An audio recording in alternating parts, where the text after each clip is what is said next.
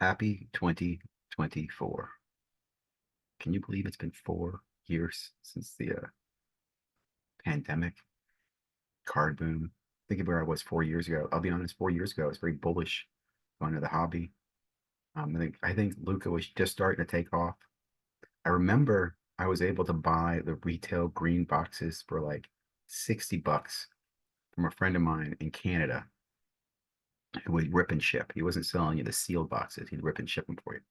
And then within like, I don't know, a few months, those boxes went to like the hundreds and took off.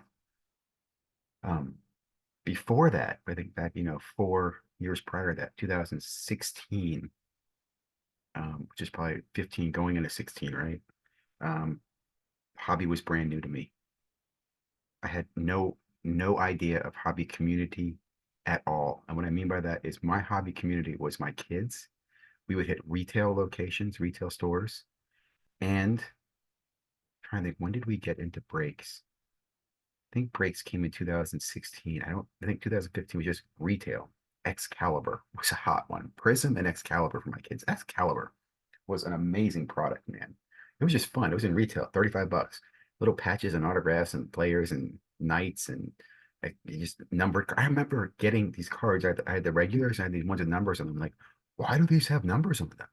Like I felt like I was some investigator, like I'd broken through to some. Why does this one have a 99 on the corner? Why is this one a different color? Is this a mistake? What happened here? I mean, for somebody who hadn't been in modern cards, Excalibur, I would love to find some Excalibur to open a box. I should look into doing that. Although I got my New Year's resolutions not to, we'll get into that a little bit. But as I look forward, I will say I've never been in a better, more educated, more networked, um, more empowered position in the community in my life than I have been right now in the hobby. I'm excited about that. Um, I was listening to Filmington talk about how challenging it is to buy and hold sealed wax. I've heard other channels talk about crashing values. What I realized, and I think I said this earlier in another video, is that a lot of turbulence going on, a lot of turbulence, a lot of navigation. And I think if you know what you're doing, this is a fun time. And I'll be this, even if you don't know what you're doing, but you're smart and you research, there are a lot of cool opportunities to collect and or flip or profit or navigate. And I think it was surf. I feel like I'm on my surfboard in the hobby and I'm looking out and there's this huge just set after set after set after set after set of waves coming, product after product. Like Topps baseball will start hitting in the spring. Series one, big league. Will there be influencer? I mean, just gonna wave after wave, and you can dodge the waves. You can surf some waves. Your choice, man. But you're gonna have basketball waves and football waves, and there's so much coming. It's fun. It's fun. I don't think. Well, I'm not gonna say that. I think for me, um, I don't think now it's time to buy and hold things. I think now it's time to buy, enjoy, and move on. Surf it. Take the wave in, get off, make a graceful exit, get back in the water, go back out. Don't crash on the coral reefs. Don't go on the beach and get beached.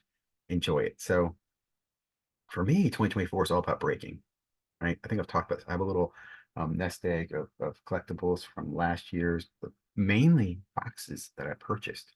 I did a lot of Montgomery Club last year, few breaks. Most of my breaks last year were Prism basketball. I'm be selling Prism basketball as we go into the spring to fund other projects. And I'm going to be doing breaking as my main propeller to navigate through the hobby. Right? I feel like instead of buying into a box, instead of buying into a case or instead of picking up a box or buying a case or buying singles or buying slabs, I'm going to buy breaks and products that I see come out. And again, I don't think there's any products coming out that you can't do this with. And I think that's what makes it fun. You can get a slice of it and see if it's a good pie or not, and then decide what you're going to do. Um, I don't want people to, I will say, I want to make the hobby better. And I don't want people to think what I'm doing, the breaking, is an endorsement on what is legal gambling. I'm hoping in my breaking content, which will be on the Card Hunter, I'll reference it on this channel on Hobby Now. But for the most part, I'm hoping that what I do will help make people more educated, more aware, and encourage us to make positive changes.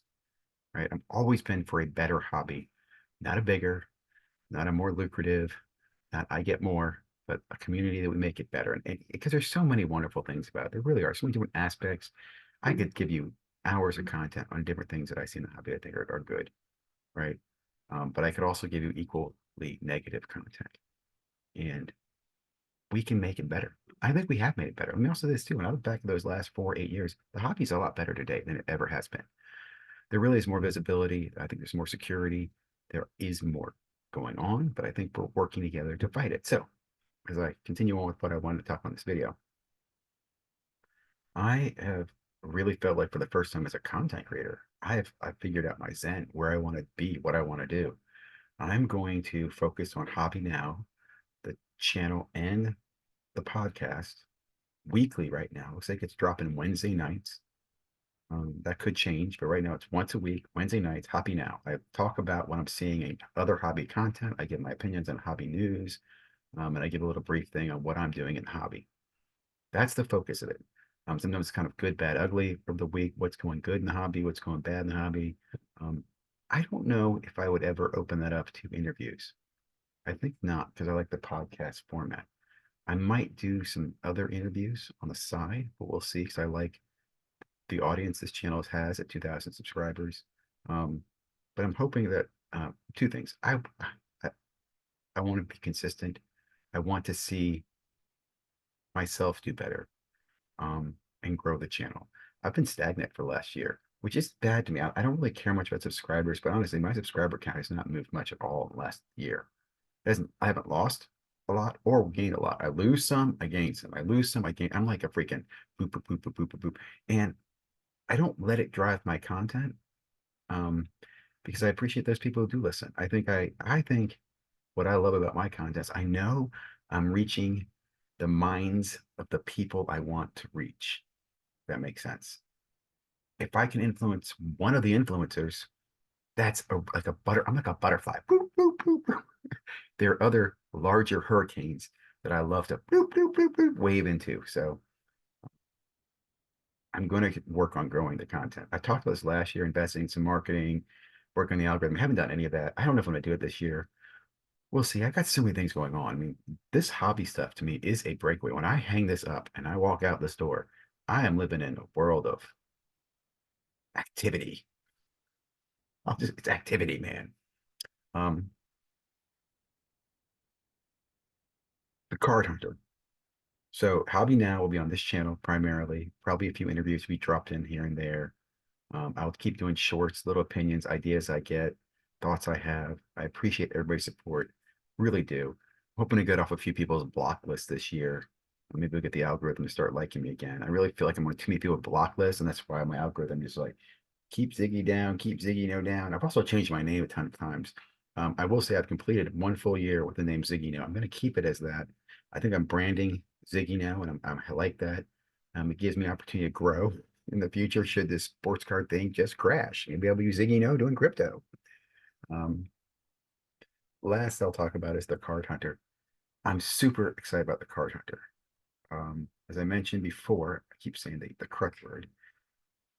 My boys and I in 2016, about 8 years ago, divorced father here, got into breaks because we could buy cards and we could cheer together in the chat. We could talk about, hey, did you see that beautiful hit? Did you get the curry? For example, I remember buying a box for my son at Steel City in a break and then sending him the link so he could watch it and go, hey, I bought you this box. You got all the Warriors in this break. And he got a really great cards, right? Those things were pretty cool. In fact, this hat came from um, Steel City from the breaker who sold that box to my son online, in a personal break. And then I met him at the National in 2016. So yeah, it was 2016. Met him in the National and bought this hat from him.